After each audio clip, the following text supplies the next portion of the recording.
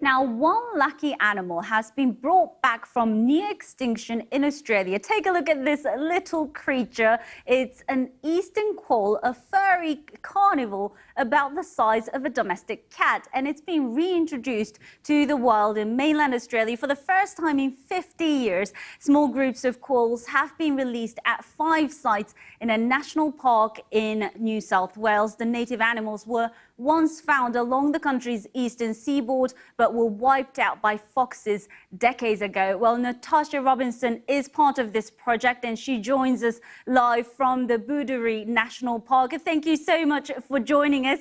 You're joining us from one of the hot forests where you're releasing the quoll. Firstly, tell us about the eastern quoll. Yeah, so the eastern quoll is one of Australia's unique marsupial animals. So it's a small carnivorous marsupial.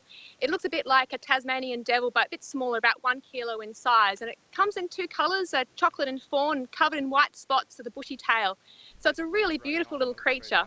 And it plays an important role in the ecosystem. So as I said, it's a predator, and it preys on small animals such as lizards and birds and small rodents and mice. It also takes insects and grubs and scavengers.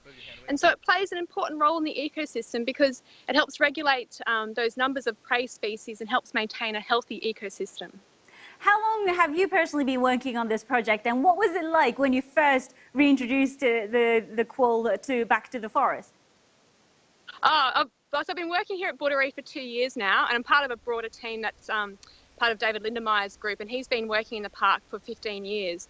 And it's been amazing. Like the first time releasing these quolls into the environment here on the mainland in the wild, it's such an amazing experience. And to watch them come out of the boxes and just cautiously take their first steps. Some ran off and some sort of cautiously stepped out. So it's a really, really incredible experience.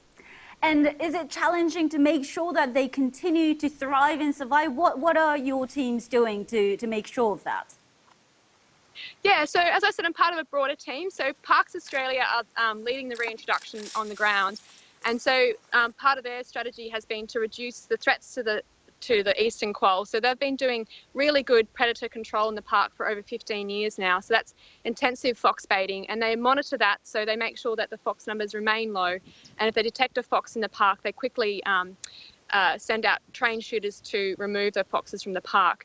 So as you might have said in the introduction, Booderee is an unfenced wild environment, so foxes can come and go. So it's important that we monitor the foxes and keep the numbers low enough so that the quolls can survive.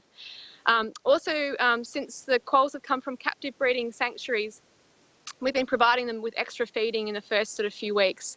So just to sort of help them encourage wild foraging, but we don't want them to go hungry in the short term. And then my role is to actually do the monitoring and research. So each of the quolls that we released into the park have been fitted with a GPS collar, and that allows us to track their movements and see where they go, see where they den and forage. And that's really important to understand how successful this reintroduction is, and then allows us to modify the translocations into the future and inform other translocations. Briefly, before we let you go, would you consider reintroducing other threatened species if this is successful? Yeah, so the eastern quoll is a 3-year program. So we have, over 3 years, we want to reintroduce about 100 eastern quolls.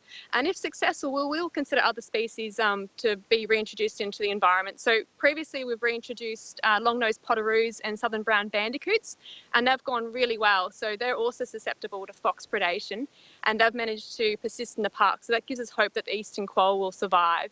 And based on the success of this reintroduction, we could consider other threatened species that have been lost to this environment. Natasha, thank you so much for joining us. You've been watching Newsday. I'm Marie Goy in Singapore.